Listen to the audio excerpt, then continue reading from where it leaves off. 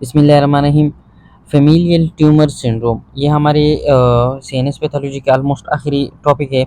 इसमें मैं क्या कहते हैं कि इसके नाम से ज़ाहिर है फेमिलियल नाम आया है, इशारा है फैमिली को, सही है। फैमिली में जो डिजीज़ होता है उसको हम क्या कहते हैं, इनहेरिटेड डिजीज़ कहते हैं, सही है। तो ये एक्चुअली एक कम्प्लेक्स है, बहुत सारे ग्रुप्स है इनहेरिटेड सिंड्रोम्स की, जो किस वजह से बनती है, म्यूटेशन हो जाती है जब हमारे ट्यूमर सप्रेसर जीन में। और ये क्या करते हैं, ये हमारे सेंट्रल नर्वस सिस्टम में कैंसर प्रोड्यूस करते हैं और पेरिफेरल नर्वस सिस्टम में भी कैंसर प्रोड्यूस करते हैं। इसमें सबसे पहले जो आ जाते हैं उसको कहते हैं ट्यूबरस स्क्लेरोसिस, सही है। ट्यूबर्स फ्रॉम द ट्यूबर, सही है, मतलब ट्यूबर इसमें डिफरेंट बनते हैं। अगर इसके जेनेटिक्स को हम देखें तो ये ऑटोसोमल्स है, ऑटोसोम्स क्रोमोसोम में ये के थ्रू ये ट्रांसमिट हो सकते हैं और ये डोमिनेंट है, सही है। अब ये दो तरह के मासेस प्रोड्यूस करते हैं, एबनॉर्मल मासेस। एक को कहते हैं हेमाटोमा, हमारे ब्लड वेसल में एक बिनाइन मास प्रोड्यूस हो जाता है जो कि ट्यूमर नहीं होता। दूसरी तरफ ये बिनाइन कैंसर या हम कह सकते हैं बिनाइन ट्यूमर्स भी बनाती है। जो हेमाटोमास होते हैं उसमें एक कॉर्टिकल हेमाटोमा होता है जो हमारे कॉर्टेक्स के ब्लड वेसल में होता है, और एक होता है सब एपेंडाइमल हेमाटोमा जो हमारे जो एपेंडाइमल लेयर्स होते हैं वेंट्रिकुलर सिस्टम में वहां पर बनता है। और इस सब एपेंडाइमल हेमाटोमा का एक ट्यूमरस फॉर्म है, ट्यूमर फॉर्म है इसका, जिसको हम कहते हैं सब एपेंडाइमल जेंट सेल एस्ट्रोसाइटोमा से। ये एस्ट्रोसाइटोमा हमने ऑलरेडी पढ़ा हुआ है। फिर इसके आगे हम आ जाते हैं तो क्या होता है कि ये जब बन जाते हैं, ये मासेस बन जाते हैं या बिनाइन ट्यूमर्स बन जाते हैं, ये हमारा जो फोरामेन मेन रो होता है उसके क्लोज होते हैं। मोस्ट कॉमनली जो सब एपेंडाइमल एस्ट्रोसाइटोमा है, सही है, जिसकी वजह से हमारा फोरामेन मेन रो ब्लॉक हो जाता है, जिसकी वजह से वहां पर ऑब्स्ट्रक्शन जब आ जाती है तो वहां पर ऑब्स्ट्रक्टिव हाइड्रोसेफेलस बन जाता है या हाइड्रोकेफेलस बन जाता है। तो इस ऑब्स्ट्रक्टिव हाइड्रोकेफेलस के लिए हम फिर क्या करते हैं, सर्जिकल ट्रीटमेंट करते हैं या MTOR इनहिबिटर यूज करते हैं, जिसको कहते हैं मेमेलियन टारगेट रेपमाइसिन, सही है, या उसके जो रिसेप्टर्स होते हैं वहां पर। एक्चुअली ये डिफरेंट न्यूरो डिजेनरेटिव डिजीज में यूज होता है, डिफरेंट ट्यूमर्स कैंसर ट्रीटमेंट में ये यूज होता है, सही है। इसका मैकेनिज्म ऑफ एक्शन ये अभी एक्सप्लेन नहीं करते। अब ये जो इसकी में हमने कहा कि जो कॉर्टिकल ट्यूमर्स ये वाला, सही है, इसके बारे में फिर कुछ कहा है कि इसमें क्या हो जाता है, उस बंदे को सीजर हो जाते हैं, सही है। और इस सीजर्स के लिए जब हम एंटी एपिलेप्टिक ड्रग्स दे देते हैं तो बहुत मुश्किल से ये एंटी एपिलेप्टिक ड्रग्स सीजर्स को कंट्रोल करते हैं, या बहुत कम कंट्रोल करते हैं या नहीं करते, सही है। इसके बाद आ जाते हैं एक्स्ट्रा सेरेब्रल लीजन, यानी कि ब्रेन के अलावा कहाँ कहाँ पर इन वजह से जो फेमिलियल ट्यूमर सिंड्रोम है कहाँ कहाँ पर ट्यूमर्स बनती है। तो इसमें सबसे पहले इन्होंने दिया है कि हमारी किडनी के अंदर जो होता है उस वहाँ पर क्या होते हैं, रेनल एंजियोमाइलोलाइपोमा, से है, एंजियो का लफ्ज आ गया है, अगेन ये वेसल्स में होता है।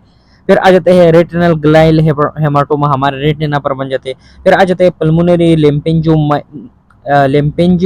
मायोमाटोसिस, ये हमारे लंग्स में होता है। और कार्डिक रेप्टोमायोमस, ये हमारे हार्ट के मसल्स में होते हैं। इसके अलावा ये सिस्ट भी बनाते हैं, यानी फ्लूइड फिल्ड वेसिकल बनाते हैं किडनी के अंदर, लिवर के अंदर और पेनक्रियास के अंदर। इसके अलावा ये हमारे स्किन के ऊपर भी डिफरेंट लीजन जख्म बनाते हैं, जिसको हम स्किन में कहते हैं एंजियोफिब्रोमास कहते हैं। लेदर थिकनिंग, यानी हमारे स्किन का जो कुछ एरिया जो होते हैं वो बहुत ज्यादा थिकन हो जाता है, जो वहां पर एक पेज बनाते हैं खास खास जगहों पर, जिसको हम शाग्रीन पेजेस भी कहते हैं। इसके अलावा हमारे स्किन के ऊपर कुछ एरियाज ऐसे बन जाते हैं जो कि वहां पर जो पिगमेंट्स होते हैं या वहां पर जो कलर्स होते हैं वो उसमें डिक्रीज दिखाई देते हैं, जिसको हम एश लीप पेजेस भी कहते हैं। इसके अलावा इसका पैथोजेनेसिस हम देख कहते हैं या मैकेनिज्म देखते हैं, तो इसमें क्या कहते हैं कि ये जो मैकेनिज्म है एक्चुअली ये दो प्रोटीन में डिफॉर्मिटी की वजह से बनता है। उन प्रोटीन को हम कहते हैं TSC प्रोटीन्स। इसकी जो एनकोडिंग है इन प्रोटीन्स की, ये दो जीन के करते हैं, एक को कहते हैं TSC1 जीन, दूसरे को कहते हैं TSC2 जीन।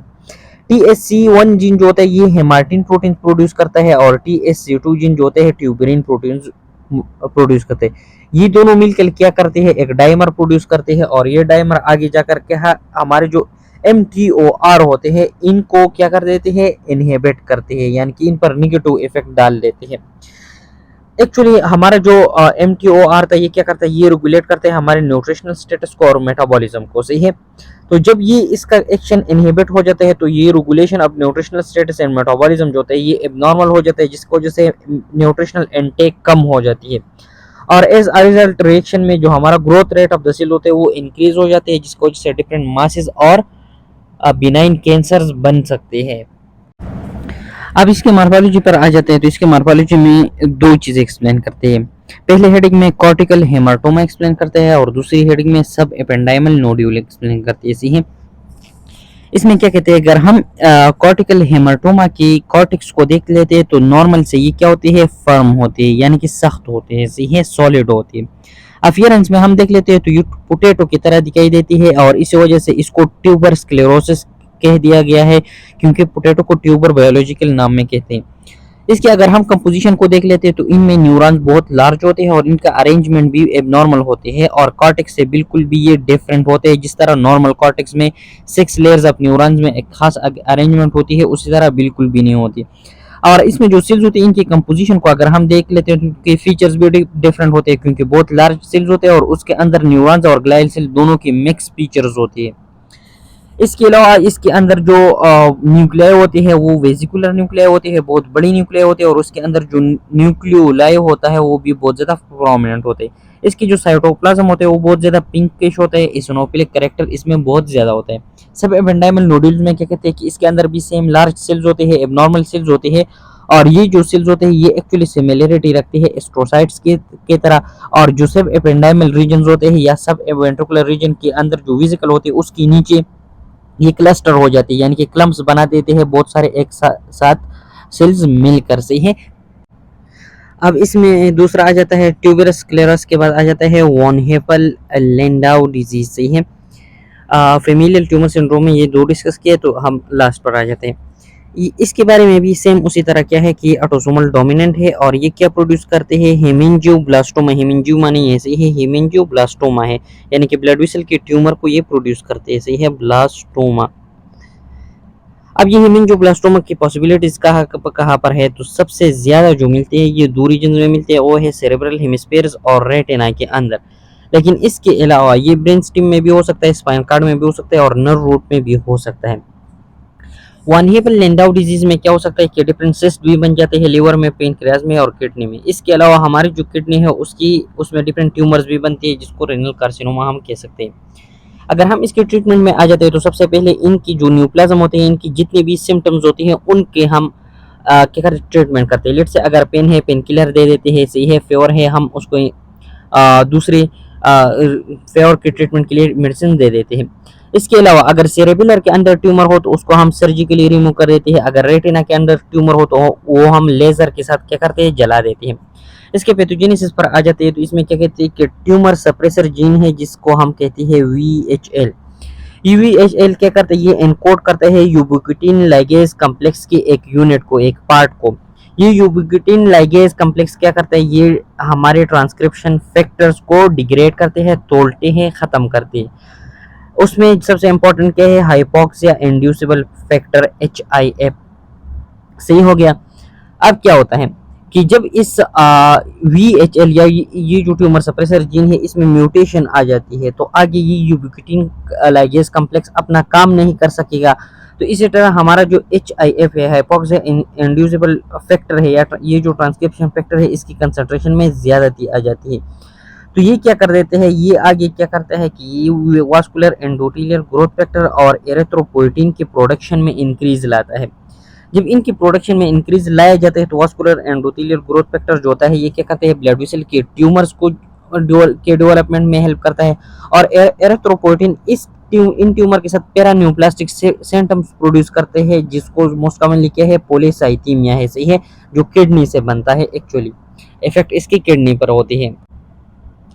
अब वो अनहेबल लैंडो डिजीज की मॉर्फोलॉजी पर आ जाते हैं तो सबसे पहले बात ये क्या था, ये हेमेंजियोब्लास्टोमा था, सही है, जो डिफरेंट रीजन में बनता था। तो एक्चुअली क्या कहते हैं ये लोग कि जो हेमेंजियोब्लास्टोमा है ये एक्चुअली ब्लड वेसल की एक ट्यूमर है। इसके अंदर क्या होते हैं, म्यूरल नोड्यूल्स बनते हैं। सीएनएस के ट्यूमर्स का एक पैटर्न है म्यूरल नोड्यूल्स, जो हम हिस्टोलॉजी में पढ़ते हैं। ऊपर एक लेयर होता है, उसके अंदर डिफरेंट ट्यूमरस सेल्स होते हैं इस तरह, और उससे आइडेंटिफिकेशन होती है कि सीएनएस की ट्यूमर है। इसके अलावा वहाँ पर हमें फ्लूइड फिल्ड सिस्ट भी मिलते हैं। ये कहाँ कहाँ पर मिलते हैं, सेरेबेलम में, स्पाइनल कार्ड में और रेटिना में, हमने ऑलरेडी पढ़ा हुआ है। हम जब इसको माइक्रोस्कोपिकली फिर देख लेते हैं इन जगहों को जो अफेक्टेड हो बाई हेमेंजियोब्लास्टोमा, तो वहाँ पर हमें बहुत सारे कैपिलरीज मिलती है जिनका साइज लार्ज होता है, यानी कि ल्यूमिन बड़ा होता है, वॉल इनकी 3 होती है और इन कैपिलरीज के दरमियान में स्ट्रोमल सेल्स होती है जो कि वैक्यूलेटेड होते हैं, यानी कि इनके अंदर बहुत ज्यादा वैक्यूल्स होते हैं और पास पॉजिटिव होते हैं, सही है। ये वो एसेट शेफ की बात कर रहे हैं, सही है। जो यानी कि इसके अंदर बहुत ज़्यादा पॉलीसेकेराइड्स होते हैं, क्योंकि पास पॉजिटिव वो होते हैं जिसके अंदर कार्बोहाइड्रेट की कंसंट्रेशन ज़्यादा हो। इसके अलावा इसके साइटोप्लाज्म में लिपिड्स की कंसंट्रेशन भी बहुत ज़्यादा होते हैं। ये जो स्ट्रोमल सेल्स होते हैं ये क्या प्रोड्यूस करती है? इनहिबिन। ये एक ट्रांसफार्मिंग ग्रोथ फैक्टर बीटा है। ये इनहिबिन जब हम ब्लड के अंदर डिटेक्ट कर देते हैं तो ये हमें क्या हेल्प देती है? ये हमें हेल्प देती है डायग्नोस्टिक मार्कर की, यानी कि इसकी एक खास लेवल से बढ़ जाने पर हम ये कह सकते हैं कि इस बंदे को क्या है? हेमिंजोब्लास्टोमा है। यहाँ पर हमारे रोबिन्स में जो सेंट्रल नर्वस सिस्टम की पैथोलॉजी है वो ख़त्म हो जाती है, सिर्फ आखिरी ट्यूमर्स की समरी रह जाती है। तो समरी के अंदर ये लोग क्या कहते हैं कि सेंट्रल नर्वस सिस्टम की जो ट्यूमर्स होते हैं ये तो या बनते हैं हमारे मेनिंजिस की, जिसको हम मेनिंजियोमा कहते हैं, या ये ब्रेन के टिश्यूज में बनते हैं, यानी कि ग्लायोमा जब ग्लायल सेल से बनती है, न्यूरोनल ट्यूमर जब न्यूरॉन से बनती है, कोराइड प्लेक्सिस से जब बनती है उसको कोराइड प्लेक्सिस ट्यूमर कहते हैं, या ये जो होता है हमारे सीएनएस में आ जाती है किसी और पार्ट ऑफ द बॉडी से, सही है, जिसको हम सेकेंडरी ट्यूमर भी कहते हैं या मेटास्टेटिक ट्यूमर्स भी कह सकते हैं, या इसको हम primary central nervous system lymphoma या जर्म सेल लिम्फोमा जो हमारे सेंट्रल नर्वस सिस्टम की सेल्स में बनती है, वो जो ऑलरेडी हमने पढ़ा हुआ है, उसी तरह भी हो सकता है। इसके अलावा क्या कहते हैं कि हमारे ब्रेन के अंदर जो लो ग्रेड ट्यूमर्स होते हैं या जिसको हम बिनाइन ट्यूमर्स होते हैं उसकी क्लिनिकल मैनिफेस्टेशन बहुत ज़्यादा पुअर होते हैं, सही है, यानी कि ये इस तरह नहीं होता कि ये एक बिनाइन मास है ये कुछ नहीं कहेगा, ये लोकेशन पर डिपेंड करते हैं। हमारे सेंट्रल नर्वस सिस्टम बहुत नाजुक जगह है, इसी वजह से वहाँ पर अगर कोई भी एबनॉर्मल मास पड़ा रहता है, चाहे वो बिनाइन हो या मेलिग्नेंट हो, उसकी साइन सिम्टम्स खतरनाक हो सकते हैं। इसके अलावा फिर क्या कहते हैं कि हमारे जो सेंट्रल नर्वस सिस्टम के ट्यूमर्स होते हैं ये मुख्तलिफ होते हैं और कुछ स्पेसिफिक रीजन्स में बनते हैं, ठीक है। जिस तरह हमारे सेरेबेलम में क्या बनता है? मेडुलोब्लास्टोमा बनता है। इंटरवर्टिकुलर लोकेशन पर क्या बनता है? सेंट्रल न्यूरोसाइटोमा बनता है। या कुछ ऐसे ट्यूमर्स होते हैं जो स्पेसिफिक एज में होते हैं, जिस तरह मेडुलोब्लास्टोमा जो होता है और पाइलोसिटिक एस्ट्रोसाइटोमा होता है ये पेडियाट्रिक एज में बच्चों में होता है, और ग्लायोब्लास्टोमा एंड लिम्फोमा जो होता है ये ओल्डर पेशेंट में होता है। इससे अगले पॉइंट में ग्लाइल ट्यूमर्स के बारे में कहते हैं, जो ग्लाइल सेल से बनते हैं, तो इसको क्लासिफाई किया गया है एस्ट्रोसाइटोमा में जब एस्ट्रोसाइट से बनती है, ओलिगोडेंड्रोमा में, डेंड्रोग्लायोमा में जब ओलिगोडेंड्रोसाइट से बनती है, एपेंडाइमल से जब बनती है तो इसको एपेंडाइमोमा कहते हैं। जिस तरह इसकी मेलिग्नेंसी इंक्रीज होती जाती है, यानी कि ये खतरनाक कैंसर में चला जाता है, इसका ग्रेड इंक्रीज होता जाता है, तो वहाँ पर क्या हो जाता है? साइटोलॉजिकल इनाप्लेज, यानी कि इसका डिफरेंशिएशन डिफिकल्ट हो जाता है कि एस्ट्रोसाइटोमा, ओलिगोडेंड्रोमा या एपेंडाइमोमा ऐसी है। इसके अलावा इसकी अंदर निक्रोसिस का कंसंट्रेशन बढ़ता है और माइटोटिक एक्टिविटी यानी कि सेल की डिवीजन का रेट भी बहुत ज्यादा हो जाता है। आखिरी पॉइंट में क्या कहते हैं कि जो मेटास्टेटिक ट्यूमर्स होते हैं, यानी कि ब्रेन से बाहर other parts of the body organs को मेटास्टेसिस नहीं करता ट्यूमर्स, सही है, लेकिन other parts of the body से ये बहुत इजीली मेटास्टेट होते हैं और हमारे ब्रेन टिश्यूज के अंदर आ जाते हैं, और ये मोस्टली क्या होते हैं? कार्सिनोमास होते हैं, यानी कि मेलिग्नेंट ट्यूमर्स होते हैं जो हमारे सेंट्रल नर्वस सिस्टम को बैडली इफेक्ट करते हैं। और इसी तरह हमारा जो सेंट्रल नर्वस सिस्टम की पैथोलॉजी का चैप्टर है वो एंड हो गया। अल्लाह हाफिज।